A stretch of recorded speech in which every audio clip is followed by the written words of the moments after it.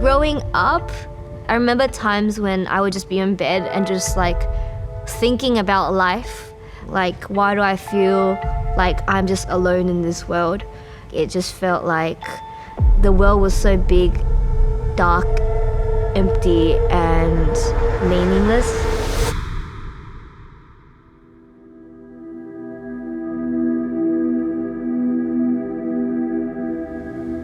Roughly around when I was 7, I've already started feeling this sense of emptiness.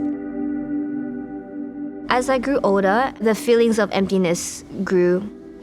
And so I would act out in anger towards my family. Back then I was also not a really good sister. I would hit her and all that stuff. And then it would be like my mom and my dad arguing, and all of that just kind of got worse and worse and worse. And my parents divorced when I was in primary school. And that was really tough for me, because after the divorce of my parents found their own partners, and I didn't really have good relations with one of my step-parents, and I had 2 other half-siblings come along later on, and it was just very difficult and challenging to navigate 2 families. So I would have a great time at school.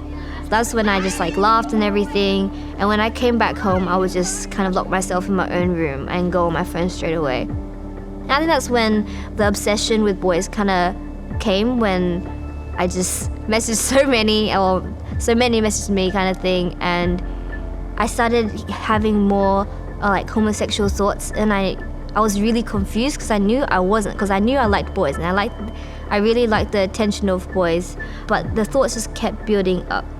And then my addiction to lust also grew and took over my life more and more, and that was a really big issue for me. And so I was just so annoyed at myself, like hated myself, and I had more suicidal thoughts but didn't have the guts to do it. I remember that my soul was like crying out for something, but life was just so dark, so empty, and I couldn't get away from that feeling.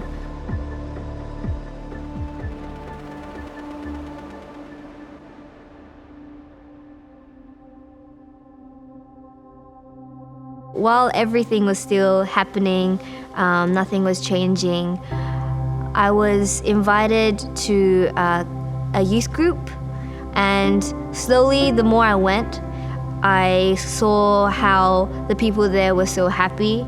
The people there were a lot nicer. So that's when I felt like, oh, this might be a place where I could just come sometimes. And it was later on, when there were sermons about perfect love, that I felt like God was just speaking straight to me. So I continued to go. I guess motivation changed from friends to this could be something that I could be fulfilled in, you know? And so I went to a camp, and I think I was around maybe 14. So there was altar call on the last night, and my primary school best friend, she went up to respond. And so I went up, I was like, okay, cool, I'm gonna support her, you know? And the person praying for her, he turned to me and he said, can I pray for you? And I was like, sure, why not? It's not gonna hurt, right? So I was like, okay, not really expecting much, just maybe some nice prayer and to feel good or something.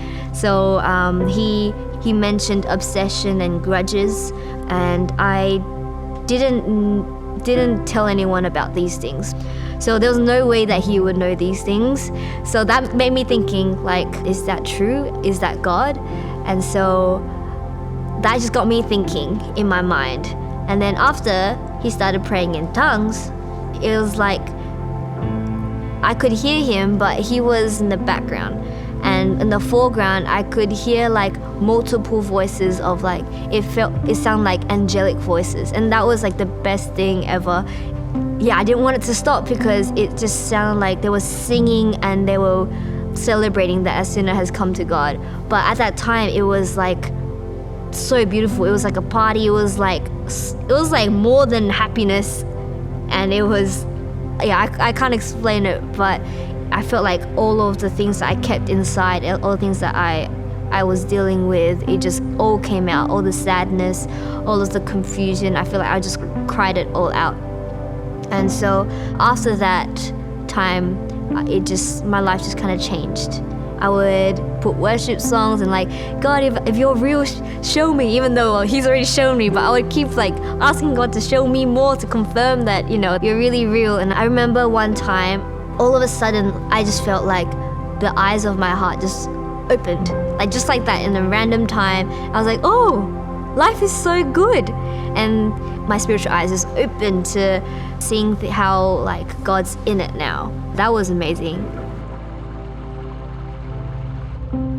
When my family found out that I was Christian, they started calling me names like weird, brainwashed, and all that stuff.